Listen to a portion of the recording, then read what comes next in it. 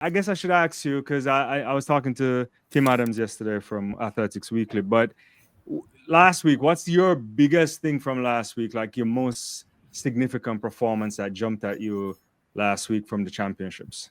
Especially, I mean, it doesn't have to be the US; it could be anywhere. Yeah, No, well, it's going to yeah, be the US because there are yeah, 12. yeah. That's factored in heavily to my thoughts on what could happen in Tokyo later this year. One was Melissa Jefferson's Mm, 1065. It's something that I've said before. In fact, I said it. I try to remember where I said, but I said it on a public mm, platform that both women, she and Julien Alfred, are in 10-6 shape based yeah, on that 10-75-77 run in Oregon in minus 1.5 wind. So I wasn't really surprised at the time. What right. surprised me more than anything else was that she did it with a zero point 0.4 wind, which means Yeah, I was pretty still. Because if she had a wind like the men's 100 earlier, just a few minutes earlier, yeah, probably ten that would five. have that would have been a 10-5 something, which is scary. Yeah. Because look, I have said publicly, and I say it again here, I'm sticking with Julian Alfred to win the double. And I'm not going to change my mind. Why? I'm with you with that. Yeah, Because one of the things is that Melissa is in imperious form. And if yeah, she wins, I would not be surprised. In fact, it would be almost par for the course based on what we see she's done all year. She hasn't been beaten all year, and she's the only person to beat Julian this year. yeah. So, that 1065, which is potentially with a stronger wind at 1059 or 1057. It's remember the last person to have to breach 10-6 since Elaine. It was Elaine in 2021, in August Yeah. 2021 at Yeah, 1054. in Prefontaine, So yeah. Mm. yeah, so you're looking at a situation where we could have maybe two women join her in that if the conditions are right in Tokyo. Yeah, but the the 1065 for me was extraordinary. We saw signs of that earlier. She took that 1073 in Yeah. Miramar, not Miramar, in And Philly, in the Philly run, in yeah, the yeah. cold Hmm. of Philly. Yeah, it was 1073 in the like cold of 60 Philly. degrees or something like that. Yeah, Yeah. it's Mm. crazy. Mm. So she's in great shape, and a 2184 in the 200 as well. And the other performance that caught my attention was the 4890 from Cindy McLaughlin, Lebron, who Ah, then said interesting. afterwards that she's running the flat four in Tokyo. I thought you Because would go with 800 meters, but go ahead. Yeah, yeah. no, the 142 with Brazier is fantastic because, I mean, he's been injured with that Yeah, for skin years. injuries for years. So for him to come back and run that fast is It's the extraordinary. kid though, the 16-year-old kid. I mean, like that's Well, ridiculous. yeah, for real. I mean, Mhm.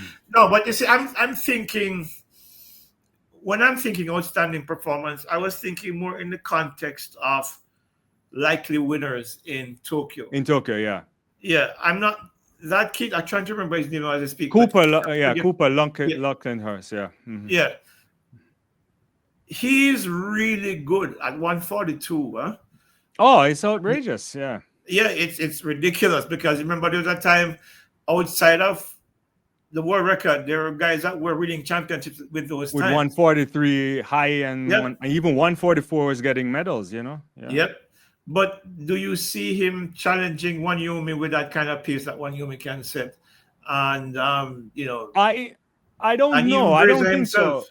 I wouldn't put the pressure on the kid like that for sure. I Yeah, think it's the challenge with the 800. I think it's the second most competitive thing right now in track and field. So you look at 141 not medaling at the Olympics last year. So you yeah. bring Wanioni, which I think Wanioni could break the world record. His run last year in Kenya in the altitude was probably better than that Rhodesia run from 2012, Mhm. and that's saying a lot.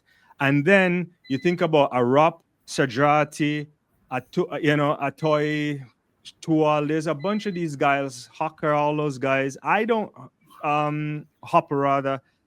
I don't know if you can win. Brazier is back. I think to win, you have to run low 141 or probably try to go to the world record. But That's for what a kid to that's what do that, yeah. yeah, man, extraordinary, Yeah. extraordinary. Because and that's my concern. Because look, you're gonna find yourself at Worlds in a heat with maybe two guys who can run a 141. Right. Will that pull him outside of his comfort zone for him to be able to come back to a final and repeat? That's So true. Yeah. those are some of the things that I take into consideration because while the time in isolation is great, when you put it in the context of the field that he's likely to face, yeah, on a 49, probably possibly a 49 or 50.1 first lap, yeah, can he handle that pace coming home and run 141 and be on the podium? I wouldn't rule out him being on the podium, but you just mentioned a whole bunch of names that he has to yeah, go through to get onto the podium. And yeah. he's going to be running well all year. If he were to do this, then I think it would be greatest performance in track and field.